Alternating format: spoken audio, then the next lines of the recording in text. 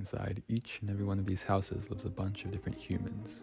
People just like you and me, living extremely intricate lives. Some are from countries across the world, some are born at the hospital just down the street.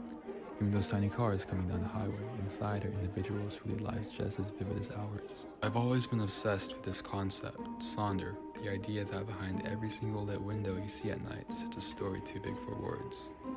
When you put all of this into consideration, the world becomes a much more intriguing place. I guess I had some sort of an idea of all this as a kid. I loved reading world encyclopedias, memorizing random map trivia, and later on, learning languages. Learning languages really magnifies your perception of Sonder. Each new language I learn is like a door. Behind these doors exist millions of people now open to communicate with me. I don't just learn grammar, vocabulary, or the nuances of speech. I learn millions of unique human conditions filled with bits and pieces we can all learn from. My journey has led me through English, Tagalog, Spanish, Portuguese, and will lead me to many more to come. I can't help but carry this interest in almost all aspects of my life. In an internship where I made bilingual patient resources, when I'm taking time off to relax, or when I'm preparing for my future goal of becoming a nurse.